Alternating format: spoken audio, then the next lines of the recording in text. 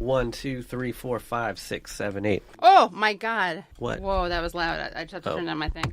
Hold on. Hello, and welcome to The Katie Halper Show. Please join our Patreon at patreon.com/The Katie Halper Show. Again, that's patreon.com/The Katie Halper Show. It's really the only way we can keep going, and we really appreciate your support so far.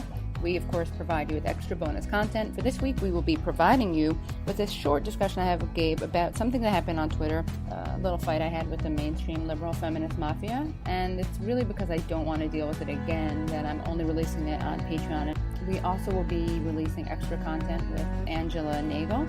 And this week, look out for our episode with Matt Karp. Also, next week, we will be interviewing Khalid Kamau. No big deal. He's only a Black Lives Matter activist and Democratic Socialist, and Bernie Sanders backer, who won his city council race in the state of Georgia. Follow me on Twitter at KTHalps. That's letter K, letter T, Halps. That's KTHalps. And you can follow Gabe at Gabe_Pacheco. Also go to our Facebook page, The Katie Halper Show. And if you do tweet about us or the show, please use the hashtag KTHalpShow. That's letter K, letter T, HALPSHOW. Special shout out and thank you to Adam Proctor, host of the Dead Pundit Society podcast. We used a clip of his interview with Angela Nagle in the show, with his permission, of course. We will be doing our next live show on June 14th at the Brooklyn Commons. That's 388 Atlantic Avenue. As always, please rate and review us on iTunes.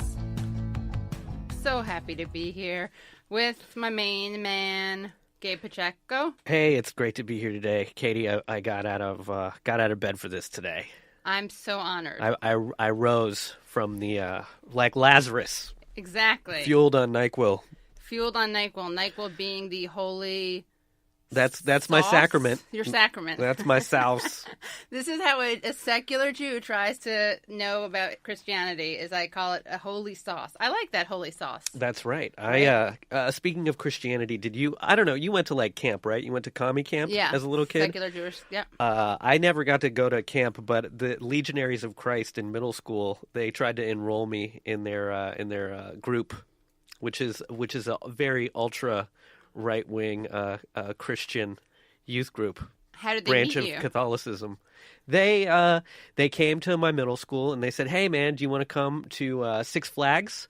We're going to do a sleepover and then we'll leave from our compound in the morning. You can come with all your friends. It'll be great." And I thought, "Oh man, this is awesome. We're going to go to a clubhouse, no parents." And then I show up and they had like nothing but water and crackers for us that night, and then we watched a documentary on a priest who had the stigmata. Like the holes in his hands? Padre Pio, the holes in the hands. And they were like, "Look, isn't that great? Isn't it beautiful?" And I was like, "What? Like God gave this dude foot and hand herpes?" And oh my God. I'm supposed to... Herpes. Yeah, that's it. Yeah. Wow. Your parents weren't freaked out? I mean, you know, I think they were happy to get free babysitters. Oh my God! Whatever doesn't kill you makes you stronger, right? Yeah. What doesn't kill you makes you stronger. Stand a little taller. Doesn't mean I'm lonely when I'm alone. That's amazing. Yeah, we have a great show for you today. We're talking to Angela Nagle, who is the author of Kill All Normies. Kill All Normies. Kill All Normies. We were able to check an advance copy. Exclusive. Pretty good. Anything else you want to talk about?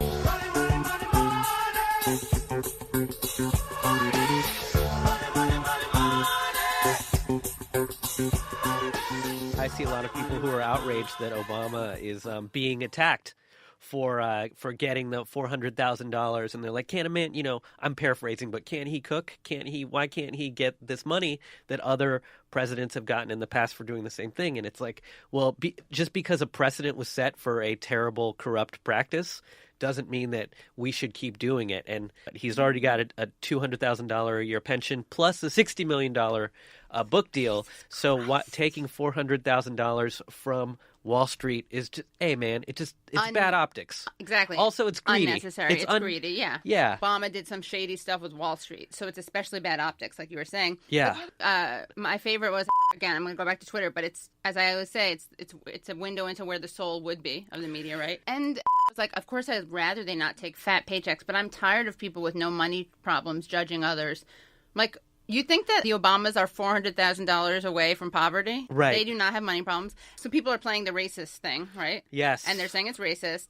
And it's like, yeah, where were we when George Bush did this? When Gerald Ford did this, right? I mean, the point is we weren't following then because we weren't alive then. When George Bush did this type of stuff, we all called him out because we all hated him, and there was no illusion of liking him. That's the difference. Like, no matter what we think of Obama, and you and I have been very critical of him, he is better than Bush, and we don't expect him to be as bad as Bush. And again, it's the optics. I'm never surprised that they want to do things or do it. I'm always surprised that they do it, like, openly. You know what it is? It's like when Paulie Walnuts in The Sopranos takes free bread rolls and packs them in a bag to take from the restaurant. Aww. It's like, come on, man. Like that $400,000 and free bread rolls that you're taking. You know, everything we've seen since he's retired is going on vacations with billionaires. Oh, my God. Parasailing, skydiving, having a great time, which, you know, it's deserved. It's a hard job. Sure, right. Go have a vacation. I want a vacation. Yeah.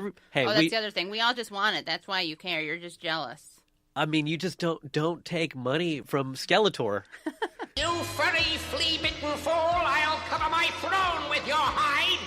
Like, yes, exactly. if one of the things that most of the left-leaning people, progressive people in the country were critical of was Wall Street, ties to Wall Street, then to cash in off them is just showing you who he's aligned with. The remember who the Rashad Geppettos Robinson. are? Exactly, the Geppettos are. We know the Geppettos are. Yeah, and I mean, it's just ridiculous, and I can't stand I had an awkward thing where there's a guy on Twitter who has a photo of a white guy as his avatar. Yeah. And he said something about, oh, you're just blaming the black guy. Of course, you got to blame the black guy about Obama and the criticism of his accepting money. And I assumed this white avatar, Avi, if you will, was him. Yeah. And I said something like, people like you make it, are an embarrassment for people who actually call out real racism. And then he was like, you got, like, white people have more nerve than a toothache or something to tell black people what's racism. And I was like, I'm really sorry. I didn't know you were black. I thought you were white from your avatar. And I apologize. I would have phrased it differently. I never say you people to people of color. And he was like, no apology necessary. It was nice. Coming together. Oh, that's Beautiful great. Coming together. See any good movies? Yeah, well, I was sick. I watched, I had a Border Wars just movie binge. So I watched Cartel Land, and then I watched Sicario and The Counselor. Oh my God, The Counselor with Cameron Diaz. You bet, man. She's got those little paw print tattoos, and she's got a gold tooth. Yes. For how not good it was incredibly disturbing. Do you know what I mean? Like, usually a movie has to be well done to really give you nightmares. Yeah. And that one, I'm not going to give it away, but it was really awful. I hated it the first time I saw it, and I've seen it 3 or 4 times now, and every time I see it, I love it more. So what made you go from hating it to, hey, you know what? I'm going to give it another shot. I think the actors and the director, and it looks beautiful. So it's visually stunning. It's just there's no redeeming qualities to it, and there's no catharsis. But as you keep watching it, I mean, every time I see it, I just see more nuances in the performances, and I fill in the blanks. Of morality. Yes. It's Ridley Scott. I'd forgotten about that. Is he the one who's alive, or is he the one who... He's the one that's alive. Tony Scott, his brother... took his own life. He did. I think over time, people are going to appreciate Tony Scott more and more. That's always how it is. I love a lot of the movies he made. Top Gun, The Last Boy Scout, and True Romance. I forgot he did True Romance. So great. Yeah. Screenplay by Quentin Tarantino, but directed by Tony Scott. Right? That's the correct way. It's not the other way around. Yeah. Such a great movie. One of my favorites. We're really excited to call our guest Angela Nagle, who actually you will hear that she has a little bit of an Irish accent, but she's originally from the United States and moved to Ireland when she was 8. I just found this out. So this is like a Madonna thing, where like when Madonna went to England, she started taking on that. Yes and no. Lock, stock, and two smoking barrels. Yes, because she's American, as is Madonna, North American, Estados Unidense, U.S.ian. But she moved at the age of 8, not like 48 when Madonna did it. So it's kind of legit. Okay. As I was raised a Catholic, and I had questions like, why did God create the world, and why is there so much sadness, and why is there war, and why do good things happen to bad people, and bad things happen to good people? My father could never answer those questions.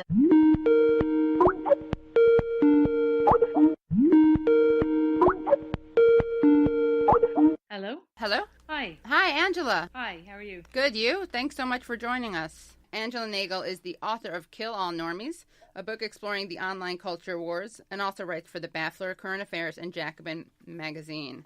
And we're really excited to talk to you about your forthcoming book. I have a question for you as someone, I'm just interested in your biography, if that's okay. So you're from the United States, and then you moved to Ireland when you were 8, is that correct?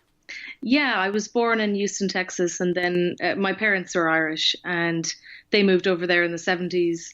Then we moved back to Ireland, and I grew up in Tipperary, and I've been in Dublin since I sort of went to college, Nice. I went to the Burren, by the way. Oh, wow. Beautiful. I've actually never been. Oh, yeah, it's really beautiful. Yeah. And I flew into Dublin, but I didn't go there. But I really want to go. Really do want to go there, yeah. Yeah, no, it's a fun city. But I think a lot of those things like the Burren and Newgrange and stuff like that, a lot of Irish people never actually see them. Kind of tourists are much more likely to go and see them. But it's kind of a pity because a lot of those kind of things are amazing. Newgrange is great. If you ever come back, you should definitely go and see it. Cool. Yeah, it's kind of like the Grand. Am I right when I say it's kind of like the Grand Canyon, or do a lot of Americans go to the Grand Canyon, but I'm just an ignoramus Philistine? Do you mean like it in the sense that only tourists go there? Yeah.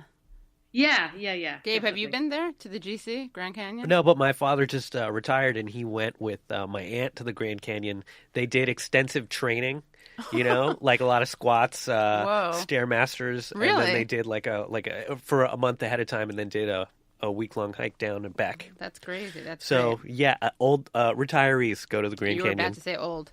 Or it's like me with Broadway. I don't go to Broadway shows unless a friend is in from out of town. Actually, I went to the Grand Canyon, come to think of it. There you go. And I went to the Burren, you see? Yeah. Because I'm not Irish. But my name is Catherine Rose, Katie Rose, which sounds pretty Irish, right? Yeah. You never know that Jew through and through. So this book is really exciting, and you've been doing a lot of podcasts. We're really excited that we could get you. And related to your being Irish, living in Ireland, what made you decide to write about the alt-right in the United States, and how does that relate, if at all, to any political comparisons or analogs in Ireland? Because I was born in the States and live here, and my accent is Irish and everything, I've always been kind of equally interested in events here and in the US. So I've always followed American politics and stuff like that very closely. How I ended up looking at what eventually became the alt-right was actually about 7 years ago or so. I started a PhD, and it was on online anti-feminist movements. So I would say when I started that, the main kind of energy on, new kind of, reactionary kind of forum culture, if you like, was very much around feminism and gender. It was about anti-feminism. Now it's much more about race. And some of the people have kind of moved over from one to the other. But in terms of how it relates to Ireland, I mean, there's no really direct correlation because it is a very American phenomenon. To the extent that there are Irish alt-right people, they're very much kind of mimicking the American kind of alt-right style. So there isn't really that much of an Irish connection. So we're the trendsetters around the world for alt-right aesthetics. Yeah, I mean, actually, Ireland is kind of unusual in Europe in that it doesn't have a far right. It might be the only European country that doesn't have one. Right. I mean, the kind of mainstream is quite conservative, very conservative on abortion. That's kind of an unusual issue, though. Everything else is kind of, center right, and there isn't really a far right movement of any kind. It's never been a problem here. And didn't something just happen with abortion in Ireland? Or yeah, I mean, kind of a complicated legal thing, but basically they're trying to repeal the Eighth Amendment, which is an amendment to the Irish Constitution, and we have to have a referendum to repeal anything in the Constitution. And basically, it's a piece in the Constitution that gives equal right to life to the mother and the fetus. Right. That was great with Savita Havnapur. Yeah. The woman, of course, who died because they would not remove a decaying fetus in her body that gave her sepsis and killed her.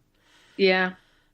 Yeah. No, it was a really shocking moment, actually. You see, one of the reasons the issue continues and never really changes is that most, Irish women do have abortions. They just have them in the UK. Right. So that kind of allows, it's sort of a release valve. It means that there's never enough kind of pressure to change things. But the Savita case showed everyone that, you know, the group that the law is kind of toughest on are actually people who are not from here. And, you know, for example, refugees or asylum seekers or immigrants who maybe don't want to be going to the UK and back again. Right. And also for poor women who can't afford to go to the UK, right? Oh, yeah, absolutely, yeah. So great. It's doing its job, as always. And I heard that Women on Waves just went took a boat there to give people some abortions. That sounds really funny. But, we were talking about this last week, how we want Gabe wants to develop an app, like a seamless app for abortions. We're very unapologetically pro-choice. Yeah, I mean, there's some really good stuff going on, actually, around these issues. Lots of small campaigns. And that Women on Waves one is good. There's Women on Web, I think it's called. And there's Need Abortion Ireland, who actually illegally bring in, you know, the early, like, abortion tablets and distribute them. You can find it on the website or whatever. They often get seized, you know, on the way in. You got to put them in Tylenol bottles. Yeah. And so, what was your dissertation on? I mean, I assume this theme, but what was your, you know, every PhD has to have a hot take, but in intellectual academic language, what was yours?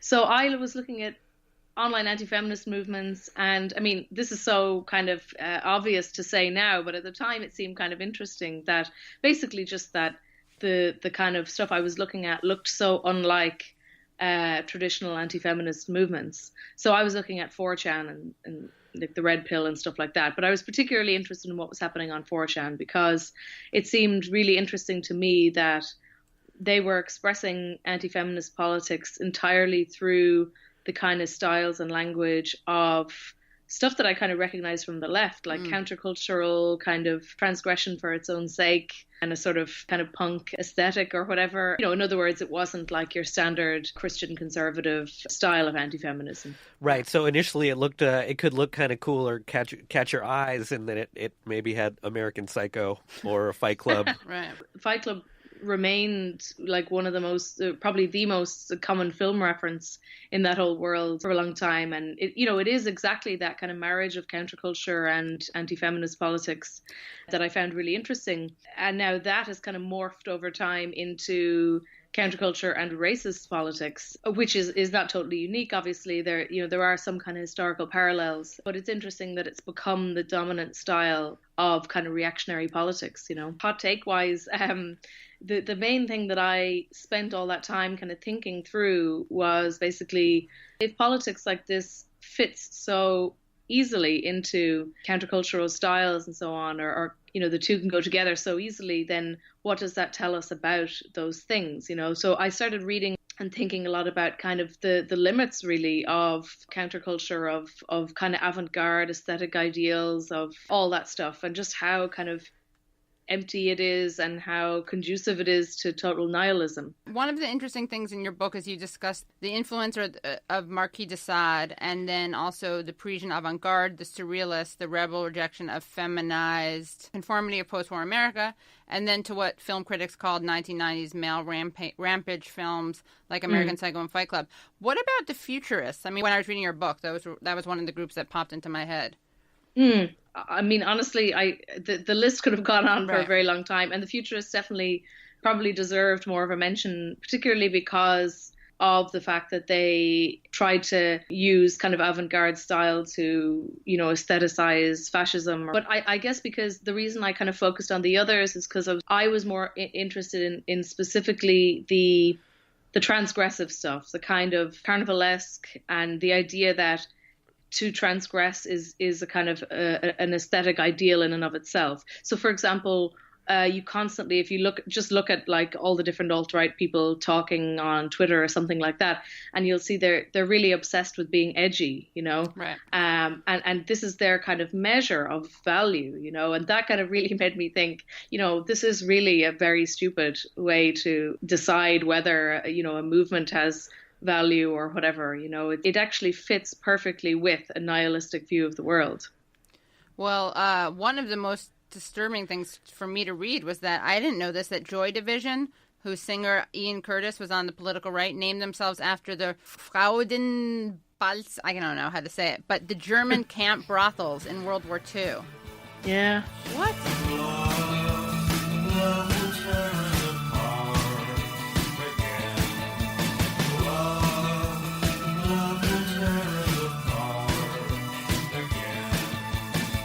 So love will tear us apart is really like leftism will tear us apart again, or what was it really about? Or maybe just love, because they're so right-wing, they hate love. Ian Curtis was on the right, but he voted for the Tories, like under Thatcher. So edgy. Yeah, very edgy. That was just a really, I think, a good example of that kind of thing, of like how much the right can be, edgy, and how completely stupid edginess is as an idea. They claimed kind of postmodern playfulness, irony, when they were questioned about the name of the band. Right. That's something I feel like Americans are so bad about. In fact, on New Year's Eve, I was at a party. We were talking about actually George Ciccarello Mars. And this is a professor who Drexel University is like trying to fire because he tweeted that all I want for Christmas is white genocide, and was at a party. And I got into a little argument with someone. I was like, well, it was satire. And this guy at the party was like, well, that's your opinion. And I was like, no, it's not my opinion. It's satire. He's like, well, Donald Trump claims that he's being satirical. I was like, well, where? What do you mean? He's like, well, when he said that Obama started ISIS, he said that was satire and people didn't get it. I was like, well, that's because it's not satire. That's hyperbole. For it to be satire, he would actually have to believe that Obama had nothing to do with ISIS, and clearly that's not it. And he's like, that's what you think. And it was so annoying. People are just really sloppy with analyzing humor and satire. Yeah. Is it also just like the creator's intent is not important now, when any symbol can sort of be filled with or reinterpreted like as a weapon by whatever camp? The movie, let's say Fight Club, would be, if not neutral, its creator had its own intent, and then people today, a decade after it was made, can use it as an analogy for their own ideology. So like if a satire is made and people don't get it, is it really satire? It's like if a tree falls, right? And it doesn't make a noise, which we know actually does from sound wave science or whatever. But yeah, it's true. I often think about that. Like if, Colbert, lots of people thought he was really conservative.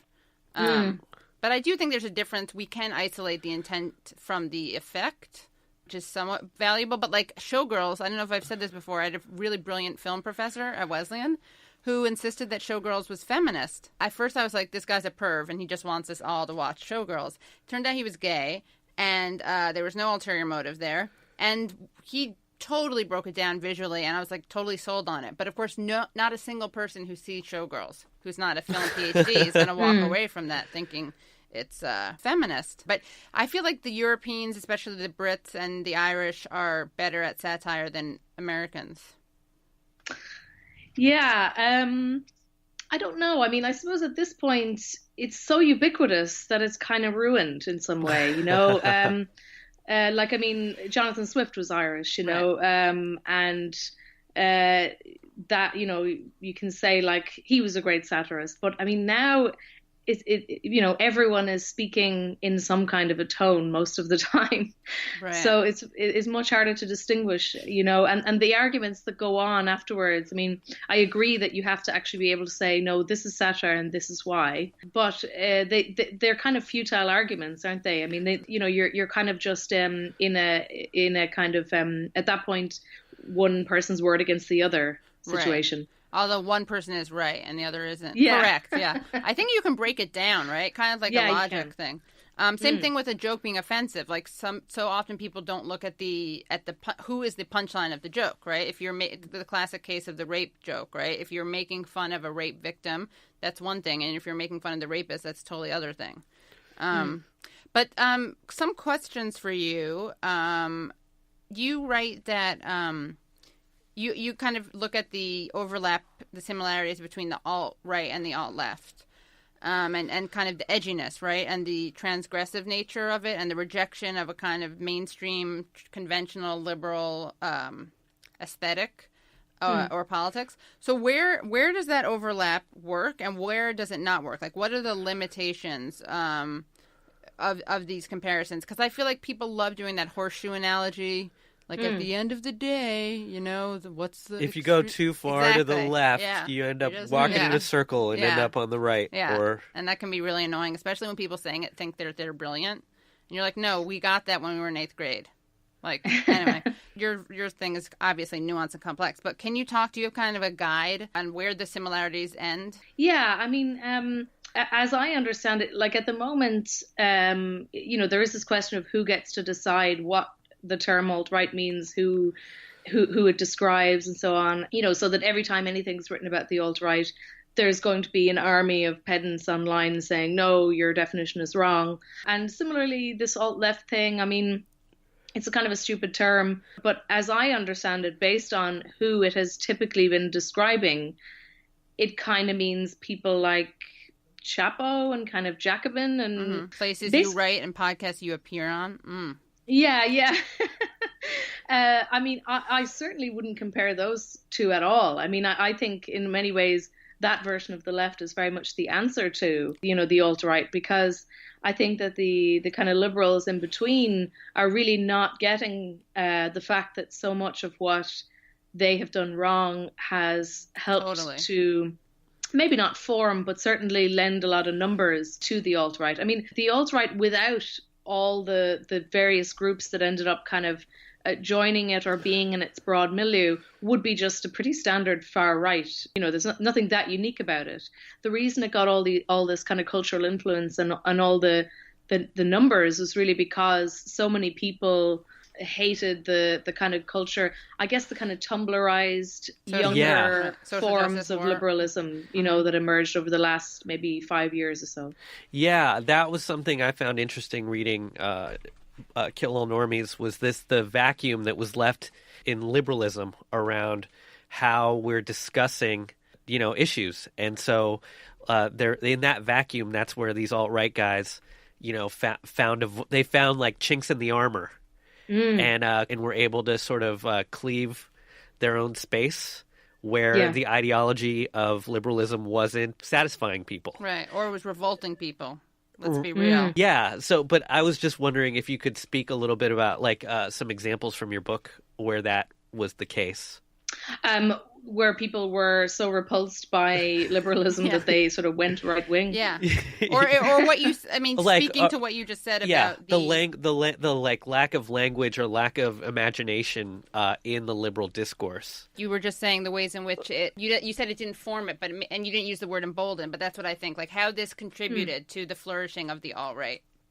Yeah, absolutely. Because a lot of people who ended up kind of, alt-right, I mean, even I know people like this in my own life, kind of the people who started just being so irritated by this, particularly online kind of culture of, the kind of public shaming that John Ronson wrote about, the ultra sensitivity, that whole kind of culture, the call out culture or whatever, that, younger people who were forming their political ideas at that point were very much reacting in a kind of backlash to that stuff. Now that seems, in some ways that's all very immature, kind of, a very immature way of forming your political views. But it is a kind of a younger, almost like a younger, more extreme version of a broader trend that was going on, which is that the liberal mainstream was also kind of oblivious and, unwilling to deal with reality in lots of ways, and was just generally really off-putting. I mean, so for example, even the sort of wackiest kind of Tumblrized liberal politics actually isn't that different from, the Hillary Clinton campaign, right, for example. They share a lot of the same ideas, and all of it is just very off-putting. And I think, people on the left are, obviously found it repulsive as well, right, which is why you have the thing that's now being stupidly called the alt-left. I just think that that's really problematic. That's my impersonation of the Tumblr voice. And that's really, we're going to have to unpack that, and that's really triggering. But that's even the word problematic, Oh my God, it's just so annoying. It's such a weaselly little word. I know, it means nothing. It's basically saying, I can't quite Exactly. rationalize why I'm going to make you stop talking about this, but I'm just going to use problematic as a little placeholder. And I think what was so frustrating for people is that, it became the norm, and it became oppressive. This voice that constantly called stuff out. And it just like, what I've been so frustrated with about both social justice warrior types, Tumblr types, and the Hillary campaign, and I do see a huge overlap. I mean, when you said that, the first thing I thought was like, oh, I didn't even realize that they were that different. Like, I just see one as establishment politics, and the other one is the one that, like, totally hijacks identity politics and chops it up and like, digests it and spits it out for the Hillary people to use. But one of the things that is kind of amazing to me is this obsession with what should happen or what should be done versus what is done. And the calling out is so much more interested in embarrassing people than it is in kind of educating them, right? Like when people talk about the white working class, and it's just there's a lot of male privilege, male straight white privilege. Like, do you think for a second, and they generalize stuff, they have no nuance when it comes to class, right? But even like, let's say for argument's sake, we pick up their stupid insight of like a coal miner who's like, he's not aware of his white privilege, he just cares about his own health care, and Bernie's really being bigoted by empowering him. Like, do you honestly think said coal miner is going to be like, you're right, I should stop being racist, I should check my own white privilege? That's not how it works. Yeah. I heard you on Dead Pundit Society. Yeah, Society. Yeah. And you were talking about the Nazis. There was a sense of feeling guilt. It's just a general kind of consensus among historians that a very significant factor in the emergence of Nazism was the feeling of being forced to feel guilt, after World War One. And so the humiliation of being forced to feel guilt is actually a very powerful thing. And I genuinely do feel that it is a strong, I don't want to psychologize it too much because, there are all kinds of other material factors and different things, but on an individual basis, I do think that there is a very strong desire to not feel guilt that is behind a lot of this. Germany, in the lead up to the rise of the Nazi movement, I think they do feel humiliated, and there's no point in saying, well, they can't feel humiliated because they're this really dominant group, but that's neither here nor there. They do feel it. So whether it's imagined or not, I think that is the character of what I see. Kind of just intuitively, that's what it feels like to me. Yeah, I think I was talking about Richard Evans' book, The Coming of the Third Reich, and he talks about the two really, and his book is really a kind of survey almost of the massive scholarship that's been done on that period, and the two big standout things are economic disasters and shame, like being forced to publicly bow your head and express your shame and all that kind of stuff, and the sense of national humiliation, performative kind of guilt. Yeah, but even I saw recently a video of RIchard Spencer speaking at Auburn University, and there was obviously a lot of fans of his in the audience who had come to see him, and they were standing up and cheering at certain points. And it was interesting, the bits that they were cheering at the most were all the ones that to me kind of said, you don't have to feel ashamed. Like you have this really proud heritage, and it goes back to Rome, and all this kind of stuff. And it's not that difficult to see how somebody who's, if you grow up in an online world and you're politicized in an online world, and you're in that kind of world where people think that if enough people feel enough shame, everything will get better. And then you have this person telling you, no, you have this wonderful, proud heritage. And, I can see how a sort of lost teenager, that would have some appeal to them, Right. And also Richard Spencer is very clever at communicating kind of collectivism. So in the same talk, he was saying, he was making the kind of anti-end of history argument. He was saying, that there's something more out there than just everyone being like free floating individuals with no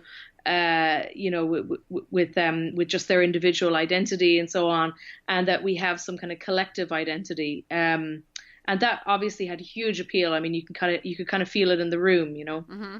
Yeah, that's the thing, that like people are just so obsessed with what should happen. So going back to that, it's like, how dare you feel uncomfortable with your guilt? That's something that is on you. And, you need to process it, whatever, like social justice warrior language they would use. Like, you have to unpack it. Yeah, you have to unpack it. And, like, that's on you. Like, you really have to interrogate it. And, like, you're doing a lot, too much this, like pointing outwards, and all of this, pointing at the person. But, like, I always think about the Holocaust because people keep comparing Trump to Hitler and Trump supporters to Nazis. And it's like, imagine if we were back there and it's like, it's not on me to convince you, potential Nazi, that Jews aren't bad. Like, no, you wouldn't say that. Or if you did say that, you'd probably be regretting it a couple weeks later, whenever assuming this is, let's say, a couple weeks before Kristallnacht or whatever. And the same thing with the economic stuff. Like, I cannot believe we're having this discussion. I thought everyone knew that economic uncertainty or crises made people that much more susceptible to appeals to xenophobia and stuff. And you see these neo-libs pointing in their think pieces, this whole genre of young white men exhorting other white people not to move to the left. You see them actually pointing to this as evidence.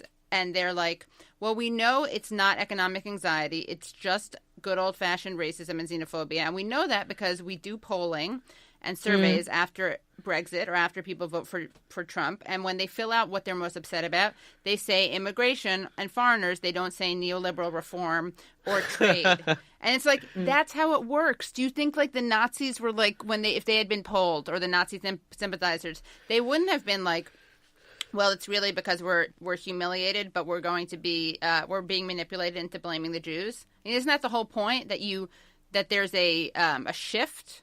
I mean, isn't that what literally scapegoating is? Like, you put the blame on someone else who doesn't cause it?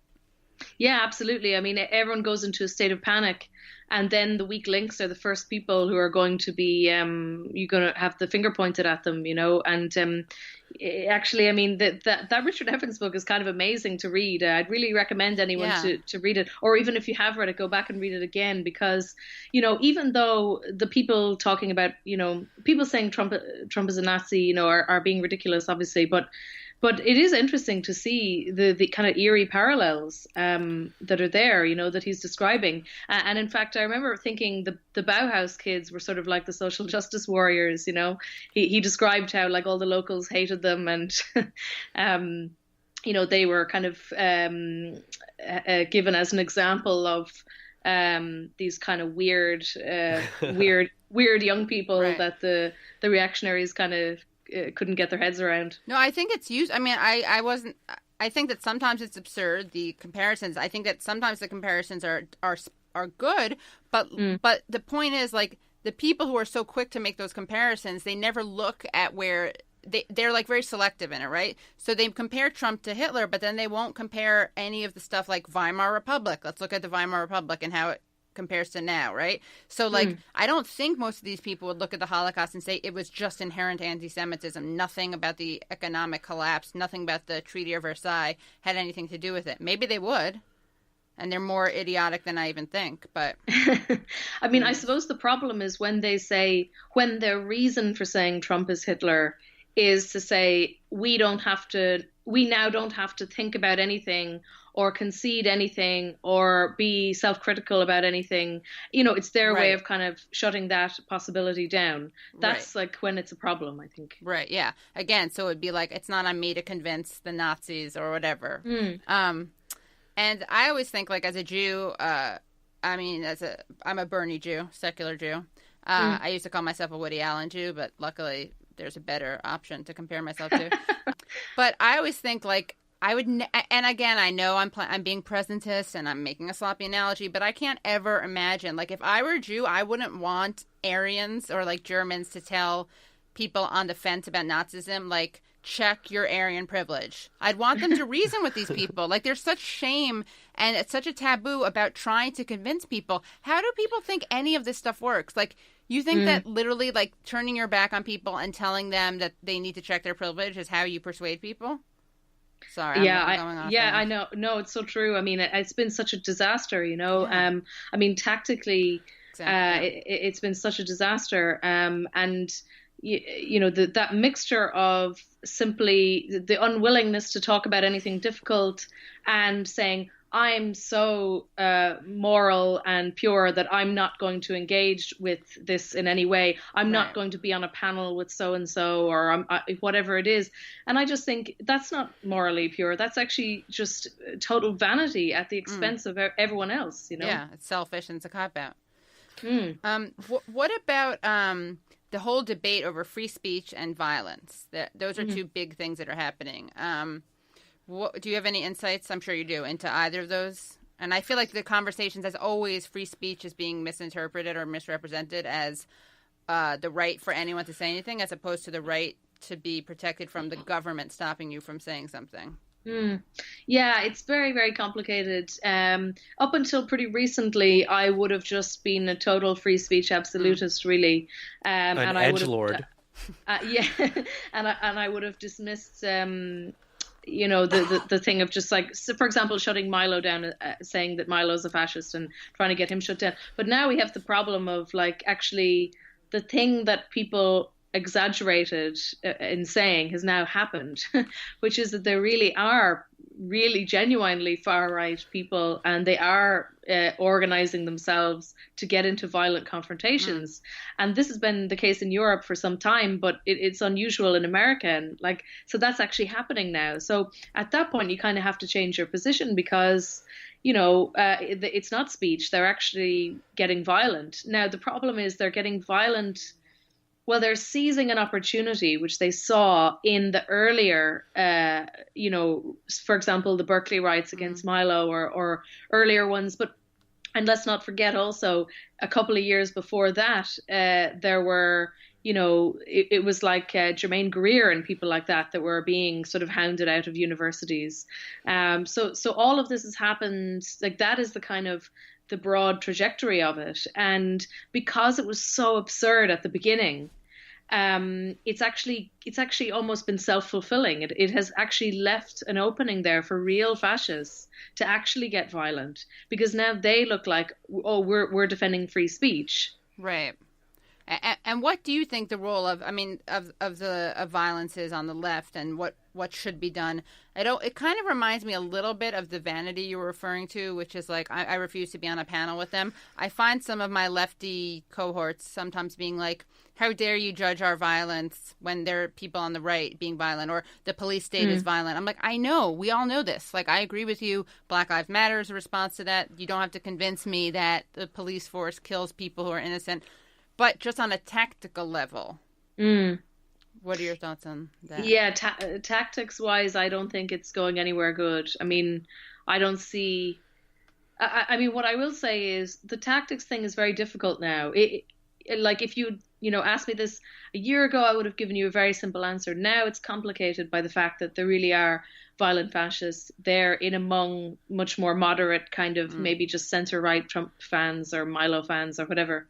But the thing is, I mean, in a way, regardless of your position on the tactics when it comes to violence and pacifism, the thing that's actually missing that will be the deciding factor, I think, is the absence of really powerful, articulate speakers who are, I mean, actually Bernie is one of them. Like Bernie should be our role model. I mean, after, Bernie was always trying to get like Trump to debate him. And the thing is, if you say publicly, I want you to debate me, what you're saying is, I'm confident in my ideas. If you debate, if you back out of this, you'll look like you have no confidence in your ideas. And that is why, similarly, like as soon as the American elections were over, Hillary Clinton went off into the mountains or the forest or whatever it was. And Bernie was out there like every day. He was absolutely amazing. He was such a great speaker, and he made his case so well. And, But obviously he's very focused on kind of very bread and butter kind of issues. And he doesn't really get into a lot of these kind of issues that we're talking about. But certainly we need people with that level of kind of being knowledgeable, being articulate, and being kind of aggressive and saying, you know, we want you to have these arguments with us in public. Right. And also I think there's an interesting like Venn diagram of people who are totally not reachable, right? People who like burn crosses on someone's lawn, or people like RIchard Spencer who are much more kind of have a lot more finesse and are legal about it. And then there are people who say things that are problematic and people who aren't woke.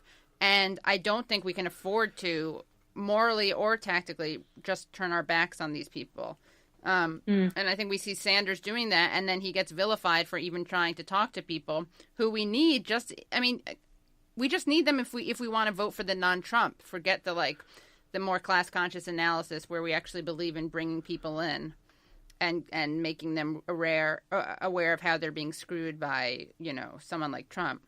It just shocks me. Speaking of RIchard Spencer, have you ever seen the movie Waiting for Guffman? No.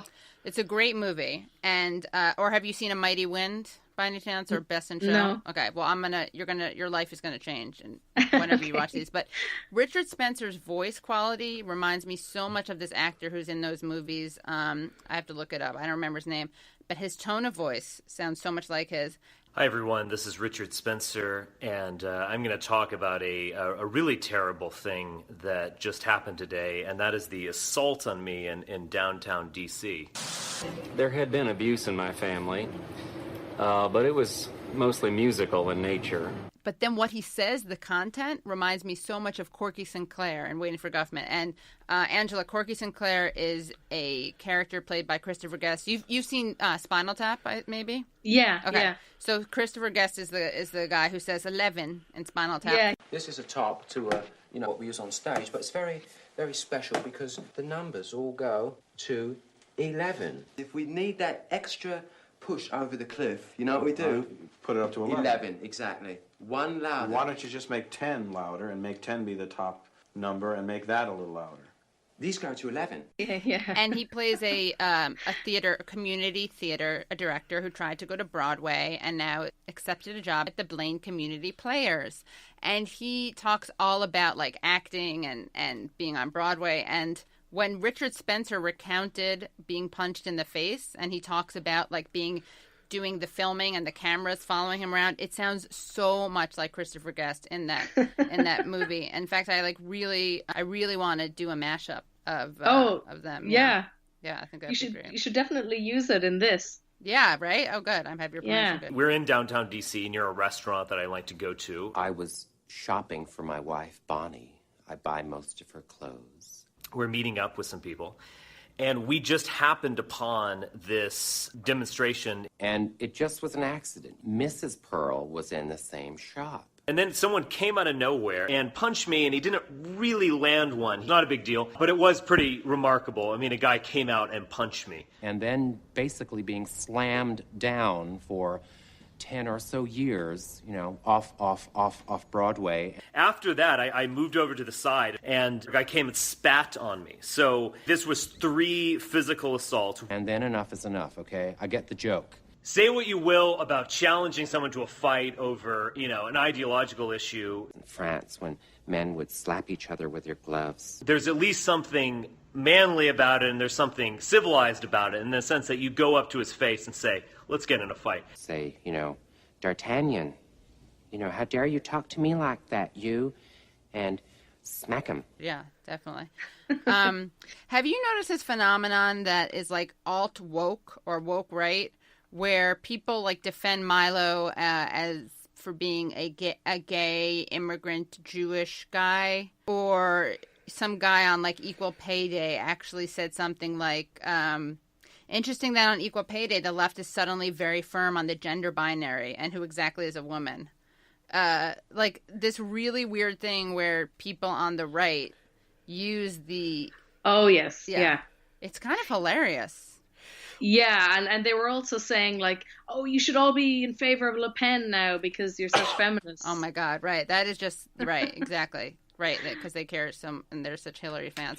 Right, or Margaret Thatcher or Clarence Thomas, if you care about civil rights. But it's so funny. Someone was like yelling at Alex Jones for at Anna Kasparian, who's from the Young Turks. I don't know if you remember when Alex Jones crashed the stage. Yeah. And she did call him a fat F-U-C-K, I think, which is kind of hilarious. And some guy made a video. He's like, look at Anna Kasparian fat shaming Alex Jones. And same thing with the woman Alicia Machado, who Donald Trump called Miss Piggy. She once, she was like a beauty pageant winner. And some people dug up some things she was in on, Spanish language television where she wore a fat suit. And they're like, look at this woman fat-shaming people. It's like people who would definitely have called her fat. I mean, Trump had called her Miss Piggy. Yeah. Now all of a sudden they're super woke. Yeah, they're trying to just look at me pointing out the hypocrisy, exactly. Lifting the veil on the hypocrisy of social justice warriors. And, I just think this is like two bald men fighting over a comb, or, it's the most unedifying kind of political fight you could ever have. I'm going to have to ask you, we can't condone that bald follicular phobic behavior on the show. There's actually a very funny Curb Your Enthusiasm where Larry David is vandalized his house, and they write bald ASSHOLE, and he reports it as a hate crime. Bald asshole? That's a hate crime. We're a sect. We're a group. You can't call us bald assholes. What if we were gay? There would be gay asshole? That's a hate crime. But it says bald asshole. It doesn't say really bald. Okay, but we consider ourselves a group of people. Sir, I'm bald. I'm not offended. Well, with all due respect, Officer Burt, you are not bald, okay? You have chosen to shave your hair. That's a look that you're cultivating to be fashionable, and we don't really consider you part of the bald community, with all due respect. That's very funny. Oh, yeah. There's also one where he's whistling Wagner. Yes, that's a great one, yeah. Yeah, I love that one. In fact, I made a mashup of I don't know if you remember the debate where Anderson Cooper asked Bernie Sanders if he's Jewish, and has like a really stupid definition of Jewishness, basically being religious. And Bernie Sanders pushes back and says, his family was killed in the Holocaust. So I did a mashup of that and the Wagner thing where he's like, "Do you want to see my penis?" when he's asking if he's Jewish. But and we have a couple more minutes. Anything else you want to address? And we can cut out any awkwardness, like our setting you up, so we can make it sound like it's totally natural.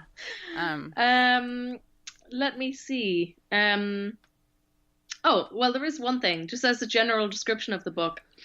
Right now, everyone wants to know about the alt-right. Well, that's been the case for 6 months or so now. Nobody knows what to do about them, and it's all kind of baffling, and it's a thing that's constantly changing. So, people are looking for kind of experts or whatever. But I should say that the book is really about the online culture wars. I mean, the alt-right are in there. I do kind of a primer kind of description at the beginning. They're kind of looming over it, and then they sort of appear again at the end. But it's definitely not a book about the alt-right. Like, it's not an in-depth description of their origins and stuff like that, alt-right in the strict sense now. It's very much more like a broad kind of map of the online culture wars over the last 8 years or so, both sides. So it's very much about the Tumblr kind of identity politics as well, and about Mark Fisher, and about, all the sort of the battles that went on online and kind of split people in different ways. And so it's really about that, and then it's trying to kind of I'm very interested in how political movements use style. So so kind of like the style can stay the same, but the actual politics can change. So for example, in the case of 4chan, the politics of 4chan, like let's say 8 years ago, was quite different. Like it was, it became very connected to the alt-right. But in the kind of anonymous phase or whatever, it was very different. But I think that's kind of interesting because, there's something meaningful in the fact that the style remained the same, right. Because the thing is, as I was saying, these kind of ideas, I think very tired ideas at this point, the kind of the transgression and carnivalesque and all that stuff, that just about anything can kind of fill that void. And that I think we should be much more critical of it. I spoke to a journalist from Vice recently called Roisin Kiberd, and she read proofs of the book, and she said that the main thing she took from it was that edginess has to die, right. which I thought was kind of a good example of like the fact that it isn't a description of the development of the alt-right. It's really primarily about the online culture wars, and in many ways I'm sort of only hanging the stuff I really want to talk about on the online culture wars, which is all that stuff about kind of our values, essentially. And 4chan is this really is an alt-right website forum, right? Just so people, so our listeners know. Well, I mean, 4chan was the point of origin of Anonymous, the hacker sort of, it's hard to know what to call them, group, collective, sort of, I suppose it's a brand. I'm sure they'd hate that right. term, but even better than.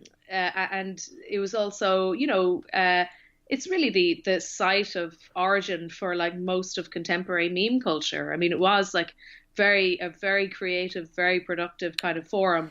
It was, and the reason for that, Gabriella Coleman kind of covers it a lot in her sort of early stuff, that it's because it was anonymous and kind of freewheeling and image based, and so it produced all the kind of early meme aesthetics that we still are replicating now. So when we talk about this as transgressive or edgy culture, and like 4chan before it became incredibly right leaning, there was something liberating about it, though. Were there offshoots of it that fed into? Is there anything useful from it? I would say no. At the time, it's weird to think of this now, but when I was doing my PhD, I think pretty much all of the academic stuff that was available, scholarly stuff that had been written about 4chan, was very flattering of it. It was very. And it's because it had this kind of something that you immediately intuitively recognize as a countercultural kind of style. Sure. So the response to it was really, really positive. I remember there was an essay in like Radical Philosophy, and also basically all the scholarly work that had been done was totally positive. And they would call it a counter hegemonic space and a transgressive space and all this kind of stuff. And I thought, well, yeah, that's true. But what does that even mean? I mean, why is that good? Like, if it's just transgressive, I mean, what is the value in that? And this is where I kind of ended up becoming almost like a moralist or something, looking at all this stuff, because I thought, being amoral and being nihilistic and just being in favor of transgression and edginess for its own sake without reference to any specific values is worthless. I mean, it's and the thing is, maybe there was a time when we lived in like extremely traditionalist societies where that had some kind of value, that kind of punk style or whatever had value. But at this point, I mean, it's been totally co-opted by Silicon Valley. Right. It's kind of it's trite by now. It's trite, exactly. There is nothing really that's there. I don't think there's any value in it anymore. There's nothing. It's not that there's nothing to transgress, but I mean, just as a mode, I don't think it really has much value anymore. As just form and not content. Exactly. Yeah. And is this correct? Would you say, it seems like from your book that there is a comparison between like the alt-right and people, for shorthand, let's say Chapo or Jacobin, right? But you seem to be saying that one of the people who can kind of legitimately counter the alt-right are places like Jacobin or podcasts like Chapo. That's the answer to it, as opposed to kind of the analog. And that really the parallel is more the liberal world. Yeah, absolutely. I mean, I'm certainly not comparing them. I'm saying, if anything, it's almost more like the kind of Tumblr form of identity politics or whatever is has similarities with the alt-right. I would make much more of a comparison there because of the fact that they're ultra anti-materialists.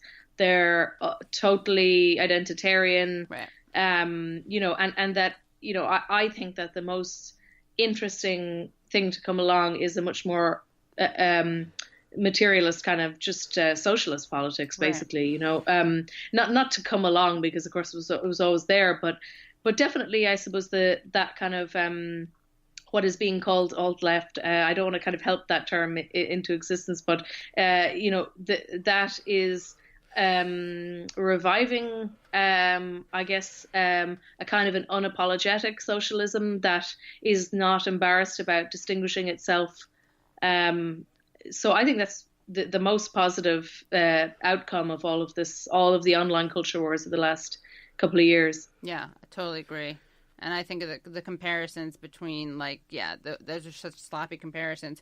Or like James Walcott piece on the alt-left, where he talks about bros. Meanwhile, this is a guy who called Chelsea Manning's response to Obama. He was like, apart from being ungrateful, it's a standard boilerplate response from any Bernie bro. Like, that's probably not the wokest thing to say when you're talking about Chelsea Manning. Yeah, no, I mean, and the thing is, like, I mean, they do always not mention when they're talking about, insert whatever the thing you're talking about, bro. They never mention the fact that there's always women there. Oh, right, of course. There's always non-white people there who just got to get shoved off to the side in these kind of conversations. Right, it's a great way to invisibilize, do all the erasure that they like to lecture other people about. Yeah, I mean, I can't remember which article it was, but one of the ones about the alt-left exclusively mentioned, it was like Mark Ames, Michael Tracy, Chapo, I'm surprised they didn't say like pre-Amber Chapo or something. Right. No, just to make sure there was absolutely no women in there. Right. No, but it's much more on brand for them to just not even say it. You know what I mean? Yeah, of course. And are you coming to the States anytime soon, by the way?